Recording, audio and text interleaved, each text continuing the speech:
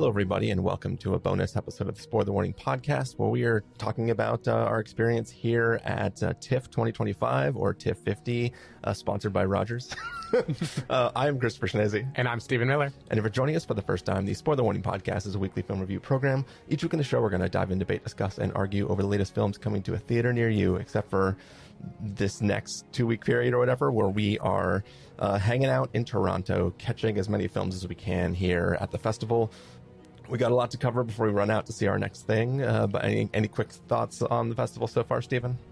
Just to say, I hit the ground running. So Christopher's been here for a few days already. This is probably your 6th day of the festival, if I'm doing my math right, that we're starting. Maybe. It feels like a million years. Yeah, who knows? I landed 2 days ago, came in here on a red eye, and within maybe like an hour of getting to the apartment, we were seated and watching our first movie. So I feel like I have not paused and taken a breath yet, but it's been a lot of fun. I mean, I think I probably say this every year, but this year it really feels like there are an inordinate percentage of movies that could be heavy hitters, at least if you judge by, is it a well-known director? Does it have well-known actors in it? This TIFF just feels stacked. So I am trying to get my bearings, and I was at a wedding right before this, and people kept asking me, like, what movie are you most looking forward to? What are the big ones? And I would just blank, because I'm like, I don't know. They're all big ones. Like, I can just say the new Knives Out movie, because I know you'll know what that is, whoever you are. But the truth is, I have no idea what to make of this TIFF yet, but I'm excited to keep watching. Yeah, that's been the same experience for me, where it's like we spent so much time cramming right before booking everything and coming here, that when people are like, oh, what are you seeing? I was like, I don't think it's 42 films. Right. And I don't know if I name them, if they'll mean anything to you. So yeah, I just go for Guillermo del Toro has a Frankenstein. We got Riz Ahmed has a Hamlet, and then there's a Knives Out movie, and then a Smashing Machine, and it's like that's enough to let people grab onto something, and then it's like my brain doesn't also hold anything other than that I can talk to somebody about. Yep. Well, wow. Okay, so I've been thinking about what we can skip as we start to die later in the festival, but now I know we can't skip more than 2, because I want you to get to 40, which certainly is a festival record for either of us. Yeah. If I did the math right, I know, because there's a few things that we did double book as we were readjusting the schedule, so I'll have to, before the next episode, double count that and make you sure got 2 eyes. You can watch both at the same time. But yeah, should we get into this, Stephen? Yeah, let's do it. All right, so let's start with the first film that we saw when Stephen landed, and that is a little film called Rose of Nevada, which I'm sure was the perfect film for Stephen to enter the festival into. Oh yeah, easy. This is a film that, its big shtick, for lack of a better term, is this was a film that was shot on 16 millimeter, and all of the sound was produced in post. It is sort of a story of a little fishing town, I guess, and what happens around this community as this boat that has seemingly been missing appears back in town, and some various characters interact with it and go out fishing. This is a film that we kind of booked this as a wild card, just to be like, oh, it could be interesting. In the past festivals, we've watched films about like little fishing villages and stuff, and kind of, vaguely enjoyed them. So it was like, all right, this might be good.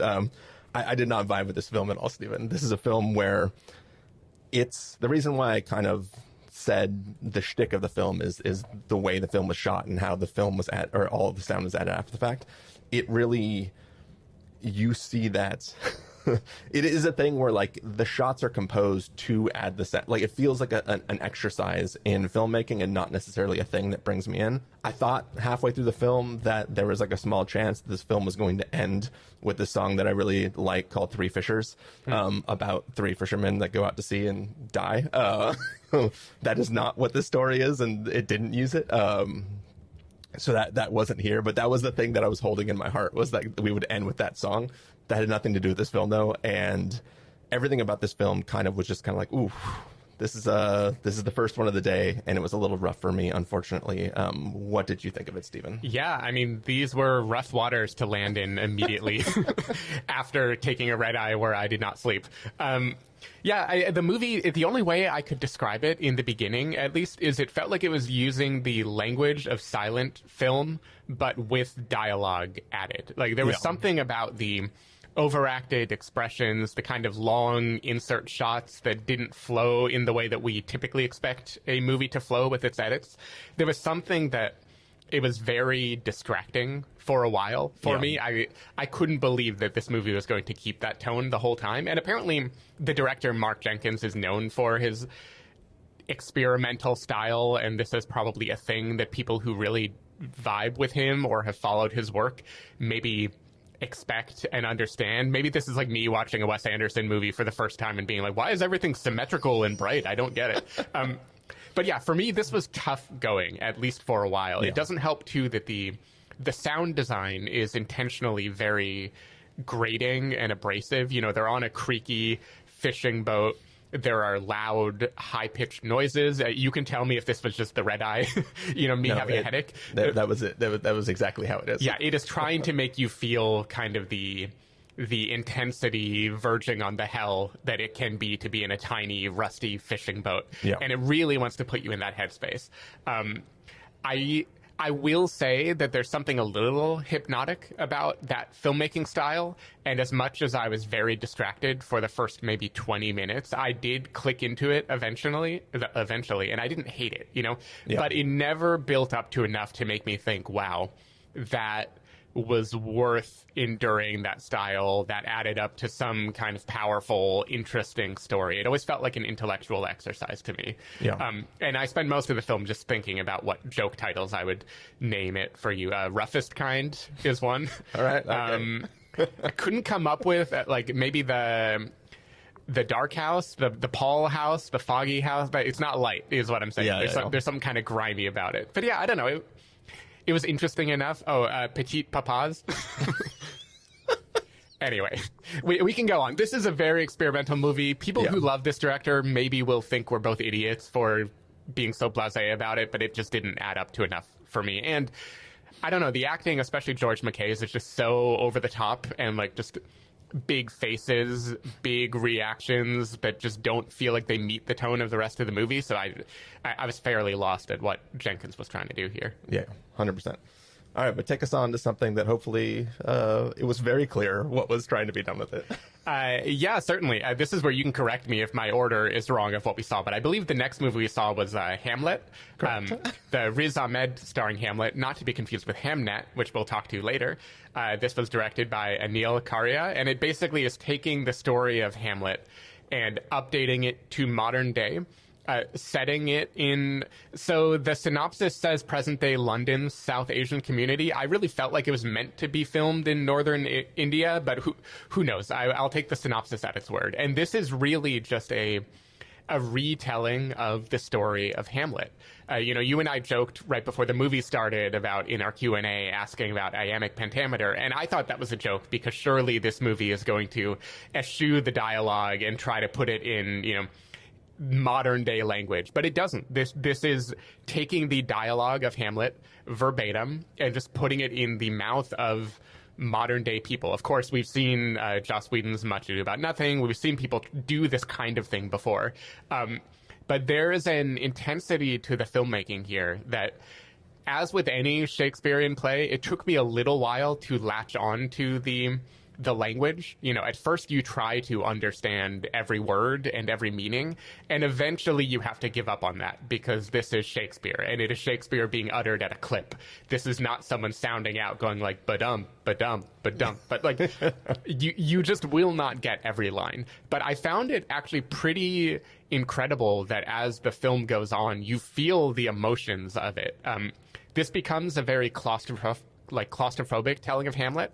Riz Ahmed is in probably every single shot of this movie, at least every scene. It always centers around him, his experience. It is very much, what if Hamlet, but you, the audience member, never know for sure if he is correct in his belief about how his father was killed, or if maybe he is experiencing some kind of grief-related, breakdown. And the movie is toying with that in a way that I found really, really compelling.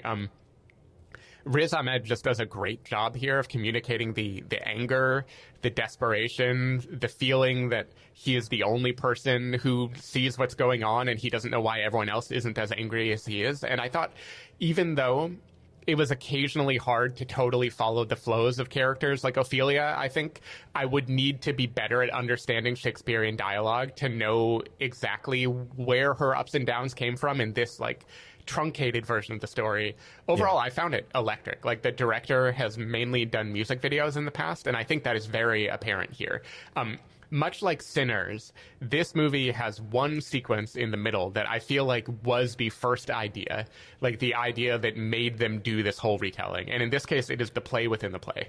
The play within a play is amazingly well done here, transposed into this kind of Indian interpretive dance that becomes dark and intense and says so much with so little, and it becomes this kind of nightmarish exploration, not only of trying to condemn the new king, the uncle, but also showing how horrified and angry Hamlet feels.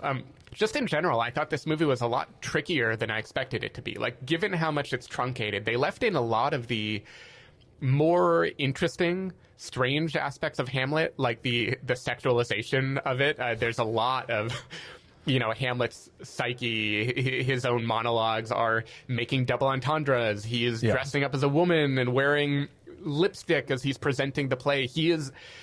There's something about this movie that is like just the right amount of edgy while also being the right amount of pure emotion that I thought it was just, it was captivating, if nothing else. I still don't know what it adds up to in the end, but I was very glad to experience it. How about you?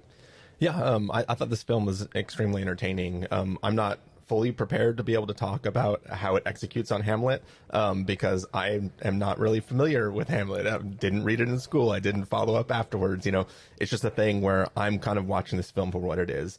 I know a lot of people are very, very fond of Hamlet, and when you decide to take on Hamlet, it is about how do you adapt it. And I think that is the one thing that I'm missing from this film, personally, is seeing those pure choices of adaptation. And like, for me, it's like, I know I've absorbed through the culture some of the Hamlet stuff, the story and everything like that. So I'm watching this as my first adaptation. So for me, it's like, oh, there's so many things that are conceptually brilliant here. But then if I say what they are, then somebody else might go like, yeah, every film version of Hamlet did that same thing. But like, I love this idea of, we see other renditions of Hamlet in the festival together, and the asides and the soliloquies of somebody kind of speaking to an audience, right? This is not a Deadpool speaking to the audience situation, right? This is a person who is talking to himself and really going through how he understands what he's living through, and I could feel those adaptation choices of how can we, as you said, take Riz Ahmed's version of Hamlet and pull it in and make this like a thing where he is isolated from everybody else and he's going through this alone and he is trying to figure all this kind of stuff out, and people are reacting to him as though he is going mad. And it's not just I'm going to convince them I'm going mad, it's him aggressively trying to deal with all this stuff. And I think that the choice to set this in this, like, to take a bunch of the pieces and shove it into the customs of Hindu culture and stuff like that, it brings its own thing automatically, plus just his performance in it is really, really interesting. So I'm a big fan of what this film was doing. I would love to watch it again after consuming a bunch of other film versions of Hamlet, just so I can see the comparison and exactly what the choices. In the Q&A afterwards, they talked a little bit about having to cut some things out and kind of the choice to pare it down. So I'd really love to experience this with more background and homework having been done beforehand. But from what I can tell, it was a good execution of it, and I'm really excited for it. We joked a little bit as we were leaving that I would really like to watch this film with subtitles, just because I don't have all this dialogue memorized. So I'm like, I will say the combo of Shakespearean dialogue, which is always a bit hard to follow, and also you're dealing with British accents, right? So as an American, and it's moving pretty fast too. So you definitely have to let just the rhythm wash over you, because you will not catch every word. But it's also, when you're doing it for the stage, you are shouting to the audience in a way so they can hear it. This is a character who is isolated and going through this stuff alone. So he is barely eking out some of these lines of dialogue because it's only for himself, which works for that character and that presentation of it, but doesn't necessarily work for me, the audience member, trying to follow along with the dialogue. Yeah. Cool. All right, so let's move on to another one that we kind of booked for fun. A little film called Sacrifice, but it's basically a story of a group of people, business types that are, famous and kind of gathering for a party to celebrate this deep sea mining thing to try to pull resources from the ocean or something. And meanwhile, a group of people that worship a volcano come to attack this party to try to gather people to sacrifice, as the title of the film says, people to a volcano to save the planet from this devastating event that's supposedly going to take place. I had a lot of fun with this film. As we were exiting the theater, some people in the theater thought it was the worst film they've ever seen in their life. I don't know what they saw.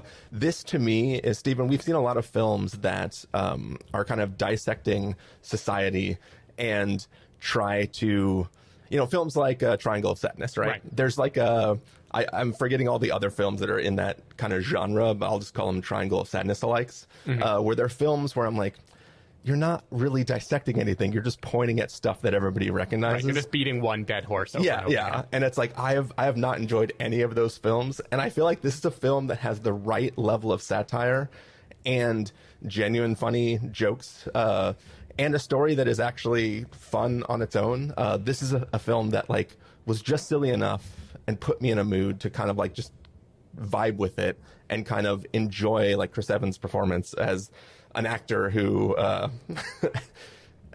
had his own little breakdown recently and is just trying to, kind of be a person who can actually stand for something, but is fighting between the just trying to repair his image and also trying to potentially do something good. And I just found everything about this film really enjoyable. It is silly. I'm not going to say this is a great film, but I was smiling the whole time. I was enjoying the absurdity of it.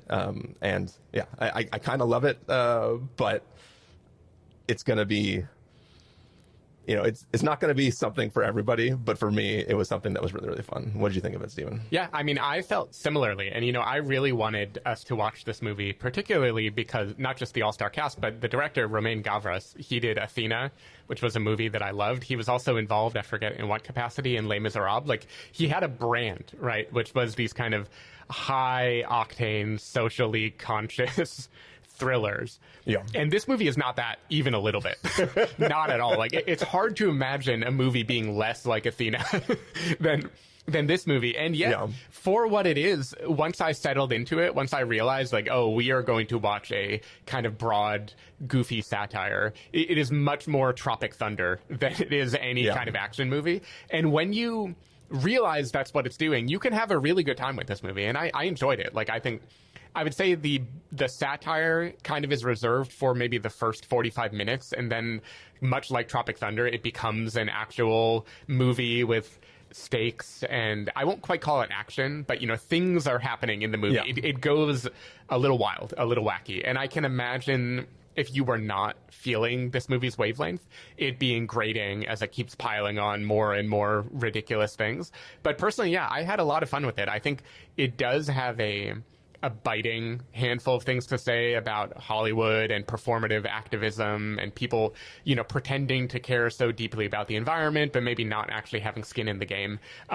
Of course, if you try to lay on a one-to-one metaphor about anything in this movie, it's going to fall flat. Yeah. Because Chris Evans tries to do that in this movie in a pretty hilarious impromptu monologue that he gives to the cameras about why this is a worthy cause. And the truth is, the climate activists, not even climate activists, the volcano worshippers who are kind of mistaken as climate activists, they are kooky, crazy pants. It is Anya Taylor-Joy is basically mashing up the Northmen and Furiosa in her role here, and having a blast with it. And but it's also like, what if the kids from Lord of the Flies were on an island that also had a volcano and then started worshiping that volcano?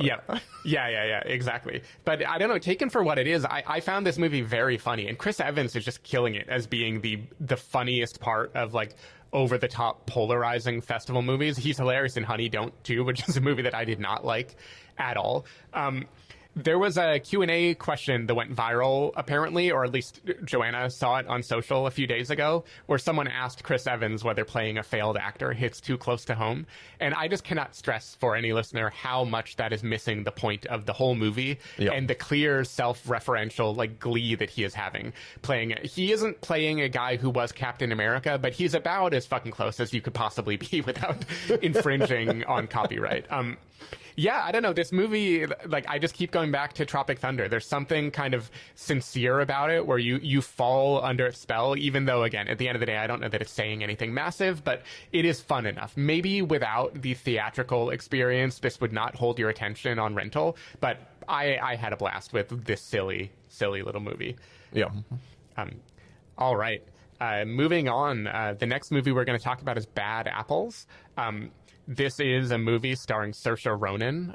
She plays a school teacher who, you know, as any teacher who's worked with kind of a rowdy classroom before knows, you have some kids that are harder to wrangle than others. In this case, she's trying to manage this elementary school class, and there is one kid, I believe Daniel is his name, Danny, who is just acting out. He's very, very hard to make fall in line in any way. And that is super frustrating because she can't teach the rest of the students. And she is even being blamed for the fact that there's so much disruption. And she's reached the end of her rope. And because of that, I don't know how much we want to spoil this movie. Not a lot. Let's not spoil. Let's just say she hits a desperate place, and she tries to find any solution that can keep her class in line. This movie is a very dark, twisted comedy about specifically how a teacher must feel trying to reach multiple kids, but also just about society and what do we do with people who we find a nuisance. Like it is hard to solve the problem of dealing with them, so what if you could just ignore them or pretend they didn't exist? And this is kind of it's a combination of dark wish fulfillment and also like horrific plan goes horribly awry a la the Coen brothers type thing in this movie. And it is a high wire act, right? Because this is not a movie that is just heightening a feeling a teacher might have and you sympathize deeply with the main character. Like, Saoirse makes choices that are horrible, right? And at the same time, she's Saoirse Ronan, so you love her. And the movie is funny and self-aware enough to know that it is toying with you, you know, trying to make you wrestle with discomfort. It also wants it to be very awkward and unpleasant. And there are scenes that are played for laughs that you kind of catch yourself laughing and then feeling like a piece of shit for laughing. I am not going to say this is a phenomenal movie. I think this movie had one or two really good ideas, and it kind of pushes it maybe 10 minutes longer than it needs to, or 15 minutes. It needs to keep upping the stakes to be interesting, and at a certain point, for me at least, I hit overload of what I'm willing to suspend for the sake of social satire. But if I set that aside, this is like exactly the kind of comedy that I go to a festival to see. Like, I think it is dark. I think anyone who has worked with kids in any capacity will find it cathartic in some fashion and also probably squirmy. And overall, I had a good time with this movie. I think it is like, it isn't an A+ movie. It's probably like a B-, but a B- that made me smile the whole way through. How about you? How did you feel about this? Yeah, I think I thought that this was an incredibly fun film. When you have a disruptive person in a group, they can like really easily completely derail a thing, right? Like if you're trying to give you're trying to run a meeting even, right? And then somebody is just having a distracting side conversation. That is enough to completely derail just that meeting of 6 people, right? When you explode that to an entire class, it's a really tough thing. You know, going into this film, it's like we have an idea what it is. It's like a teacher trying to deal with a nuisance, as you said. I can imagine what can go on here. No, you cannot imagine. Yeah. If you've read the book, I guess you can imagine. But, you know, based on the Q&A, there's a whole character that's invented that I can't imagine the story without. So if you've read the book and you're like, yeah, I saw it, it was fine, or I read it and it was fine, I would say watch the film adaptation of it, because there is something new that it's bringing to the table that adds like a level of interest to it that, like, as I said, I can't even imagine without it being the story. The different, like, I also don't think this is like the world's greatest film, but the one thing I will disagree with you on is that for me, that it spent like 10 extra minutes too long in that place. That was like the cherry on top for me, is the spending the extra, like, this is a film where bad choices are made, and those choices can only lead to more bad choices, and you are just waiting for the shoe to drop. This is a film about waiting for the shoe to drop. What this film actually is, though, is a film where it will just continue to layer on bad choices, and then to the point where you're waiting for the shoe to drop, it will just expand the world to even more and more bad decisions in a way that is just, to me, I thought was incredibly funny. And Yep. it was enough to push it over the edge for me, of just like, oh yeah, that was kind of a funny film that is unbelievable, but I'm willing to suspend everything for it, to a world where it's like, this is so absurd that now it's past unbelievability, and now it's just hilarious to me. Right. So for me, I think I enjoyed it a little more, or I not that I enjoyed it a little more, it's just that it didn't grow tired for me the whole time. It kind of carried itself through as the tension sort of built, as various performances were taking place. And listeners, please note, at this point, it was midnight on a night where I had not slept the night before, so my feeling of growing tired might have been more physical than anything else. Yeah.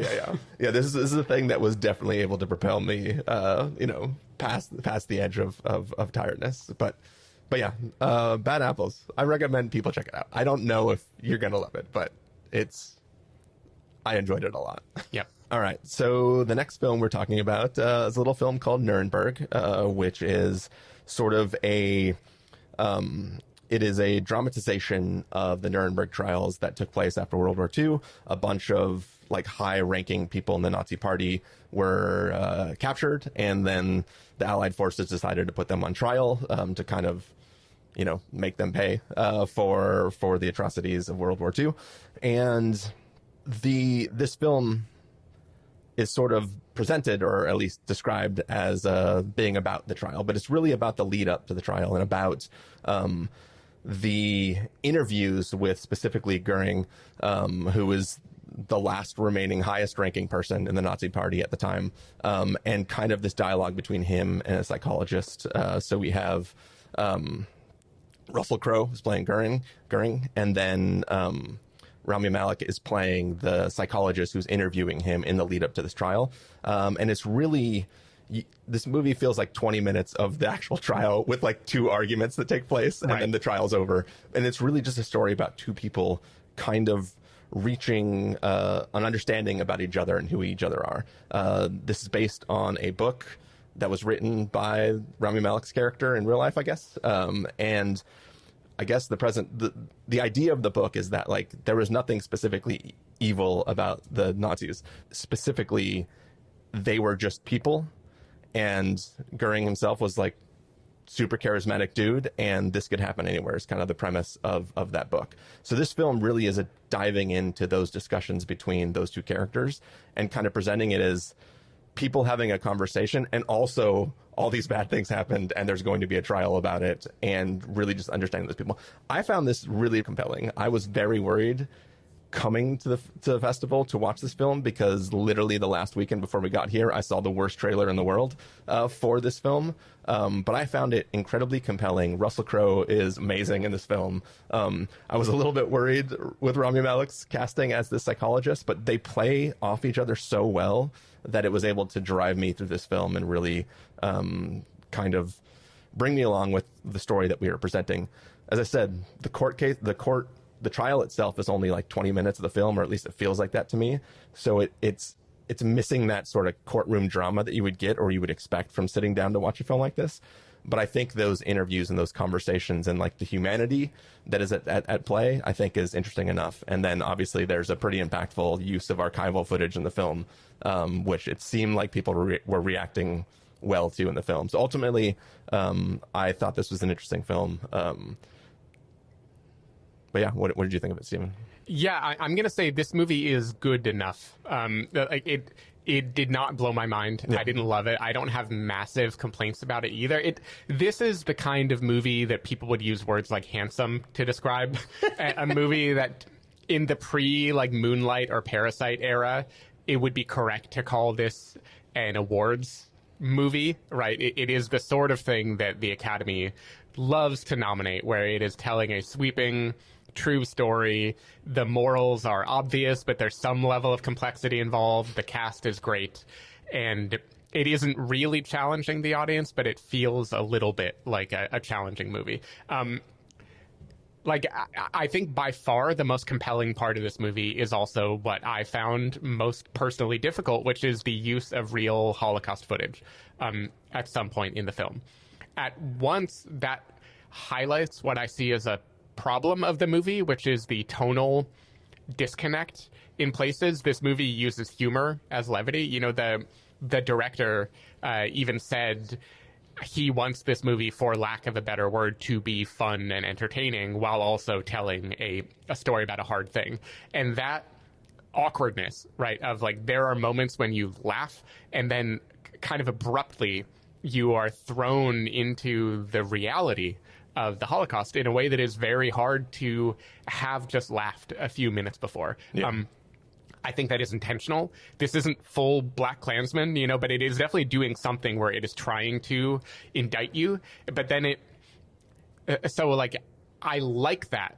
And it also, to me, highlighted what a kind of odd combination this movie is. I think this movie is a little unfocused. It is always a problem when the most interesting part of a character's journey happens in a title card at the end. And that is definitely true, to me at least, for Rami Malek. Like, this wants to be the story about a psychiatrist's disillusionment or understanding of evil or realization that evil lives within all of us. But I feel like at any point in this film, if you take Rami Malek's character and ask where on that arc is he, it's a crapshoot. It's like it just depends on whatever each individual scene means. Like, I didn't feel like I was really brought on a journey there.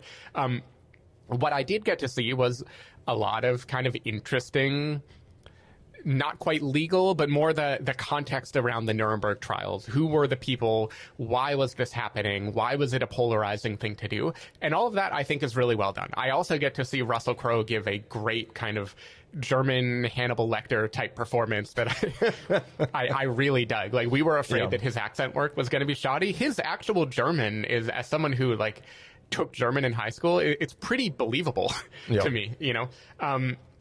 I think, like, there's nothing really wrong with this movie. I just think there's some sanding of edges. Like, a scene that could have been really interesting takes place when Goring is talking to Rami Malek's character about kind of a back and forth about the atrocities that they committed and how could they let it happen. And he's saying, hey, you Americans vaporized 150,000 Japanese people in an instant. How are you on any high horse?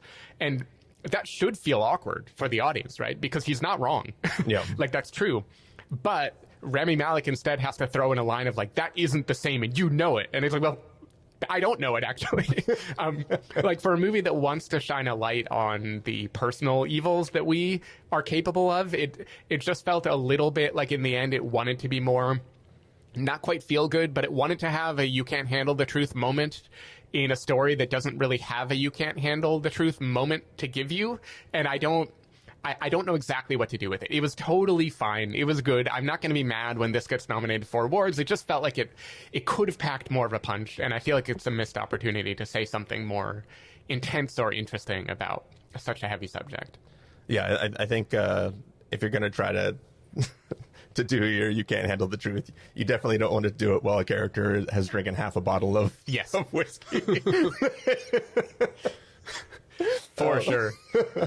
But yeah, I think what I enjoyed about this film is that it got away from all of the things that it was failing at and just was two people who were driven talking to each other. And just that playing back and forth, sitting on the other side of the table, had a compelling enough thing, whether or not it was actually saying anything insightful. It was just watching those two characters play off each other.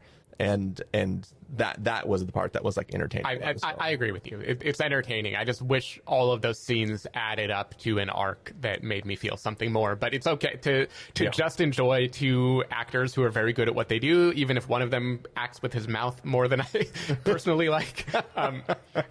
No major complaints here. But I'm realizing we should move it a clip because we have a screening to catch. So let's jump ahead to Dead Man's Wire.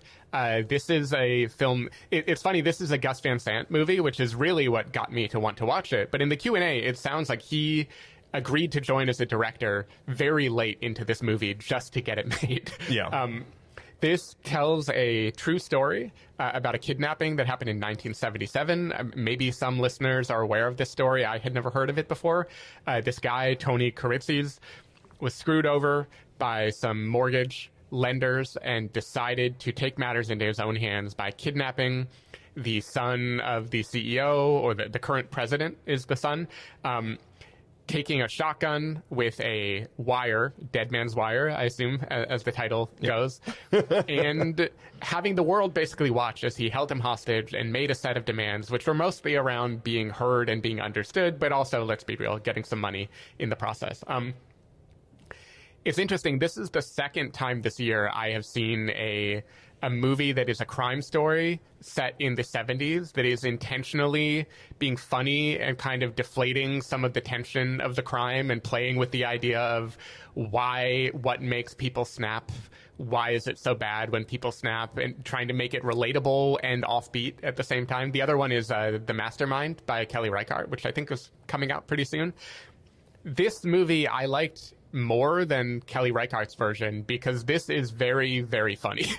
I think Bill Skarsgård stars as the kidnapper here, and I think he is great as this kind of clearly guy who is psychologically not all the way there anymore. You know, he's come to the end of his rope and there isn't a total logic to his decision making, but there is a pathos into why he feels hurt and angry and betrayed. And this movie is kind of living in that space of, it isn't really even about the wrongs that were done to him, because the movie kind of never tells us for sure, almost like the Riz Ahmed Hamlet movie, what is the truth, how much is in this guy's head versus how much was actually inflicted on him.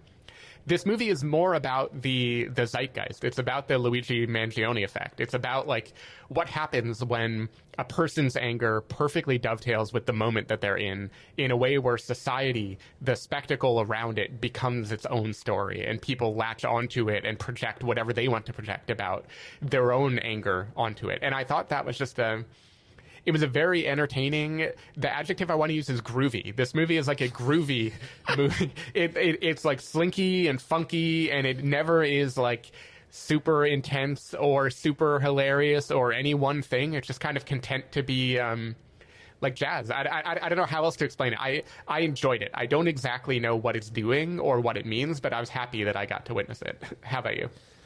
Apparently I don't like jazz, Stephen. Yeah.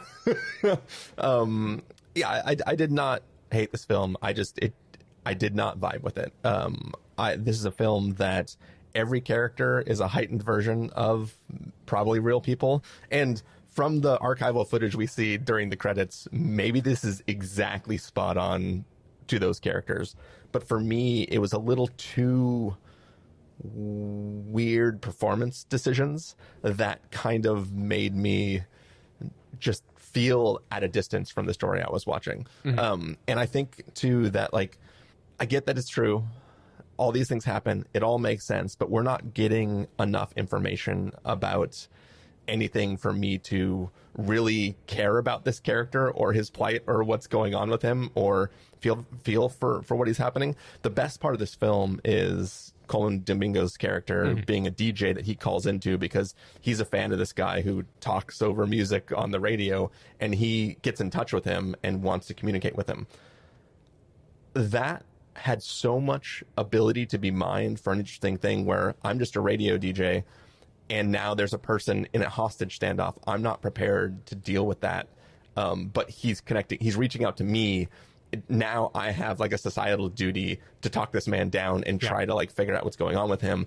And maybe that could play into the societal thing where people really glom on to his story and they're supporting him. Like, there's just so much stuff here that could have really been interesting to me. And instead it was like people doing funny performances of a oddly true story that happened. And just, for me, at an arm's distance the entire time of this film, going like, oh, that's an interesting choice for that performance. So yeah, I guess what I'd say is if Money Monster was too obvious and overdone, this movie goes maybe too far in the other direction for your taste.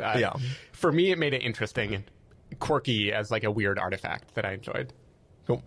All right, so moving on to Hamnet. This is our follow-up from Hamlet, and it is basically a fictional telling of the death of Shakespeare's son that could have potentially inspired the story of Hamlet. So, watching this film, there are a couple things I was thinking in my head. One is, do I see merit in these type of stories, like fictionalizing the inspiration for a story, basically doing fan fiction that could be standalone, and then tacking on some super famous thing as a way to get this in front of people's eyes? Is there merit in that? And do I agree that it is a good thing to do? Or is it like a cheater way to make your thing more important than it is? That was in my head the whole time. Because this is a film that Shakespeare's name, you don't even know the main character is Shakespeare. Technically, we know because that's the movie we're about to watch. But if you were just watching this blind, you were an alien who came down from space and watched this film, you wouldn't know that this was William Shakespeare until, there's a few times where he's writing Romeo and Juliet and stuff. And if you know those lines of dialogue, you remember it and you're like, okay, cool, there's some Shakespeare happening. But you watch this whole film not even having anybody reference the fact that he's a playwright doing anything. This could just be a standalone story about a witchy woman from the woods who comes and marries a man from a town. They have children, and then stuff happens. But it has to be kind of couched in this. And I was also, as we're getting forward, going like, how does his death relate to the story of Hamlet at all? So there's a lot of questions in my head watching this film. And you might assume from all this conversation that I'm having that I hated this film or I didn't like it. I think that the ending of this film justifies all the complaints that I had 100% leading up to what I'm saying now. I was like, as the play was starting, at the end of this film, I was like, none of this amounts to, like, what the hell am I watching? And then I was just watching like a beautiful thing that explains all of my questions away from the first half of the film. And in the end, I think this is a actual beautiful and touching film that I don't know how it got to the thing that actually moved me by the end. But the end, I think, is brilliant. And I really, really enjoyed what this film was doing. I just couldn't understand it during the middle of it. And ultimately I came away going like that there is merit in doing this. You actually found a way to connect these two things in a way that was moving, that touched me a lot, and really justified this project as a whole. And I love what it does. It still confuses me why it worked so well, because it feels like a cheat, but I do think it was beautiful. And Yeah, it's so interesting to compare and contrast this to the Riz Ahmed Hamlet, not just because Joe Alwyn plays basically the same role in both movies, but because Riz Ahmed, and I'm describing it as his Hamlet because he was a producer and he's the guy who really wanted this to be made for a long time, so he's been thinking about this for a while. Yeah. He wanted people to understand Shakespeare, and he wanted to do it by putting it in their time and place, making it relatable, making the emotions more clearly connected with the language, and trusting that it would click. Chloe Zhao is trying to also make Shakespeare, specifically Hamlet, relatable, but she's doing it more with like alchemy is the word I want to say. She is not connecting them literally in a way that makes sense to you for most of the movie. She's more saying, let me create this tone, this very like Terrence Malick-y type heavy emotions of Shakespeare and Agnes's home life. Let me also have him be writing plays. Let me have you be wondering, how the fuck is this going to connect in a way that means anything to me? Yeah. And then just trusting the process, like trusting that some combination of the tone that she's set up, the imagery she's used, the incredible actors that she has brought to play these characters, combined with the like immortal language of Shakespeare, which again, we get a lot of here without any editing, we'll create this magic. Like, we'll create this moment where, like, that scene where a play is taking place.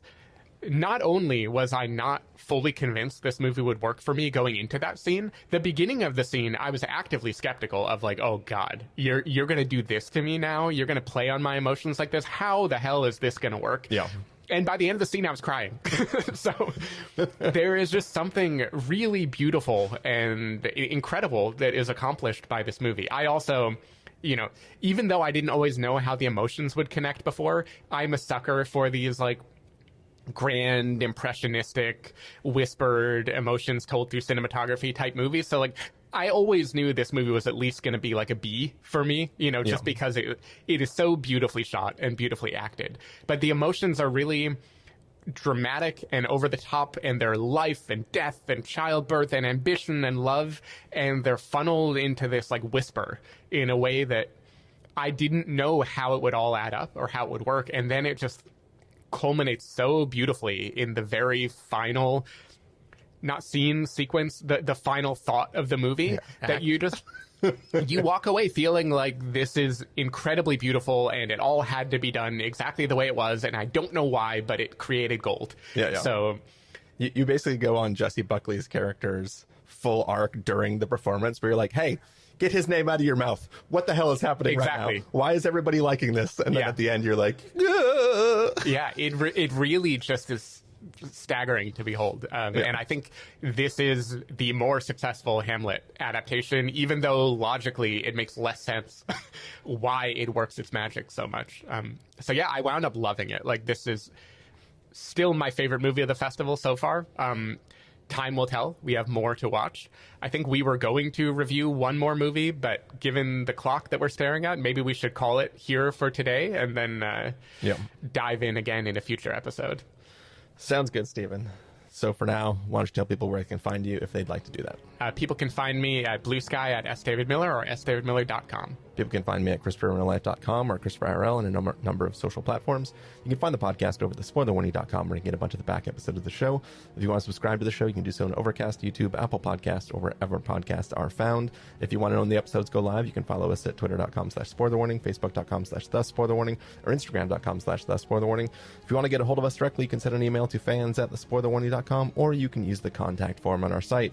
Music for this episode will come from a jingle, probably the one that I saved from like 3 years ago, but that's playing now. We're going to go rush off to our next screening, and then you'll have some more episodes in the feed soon.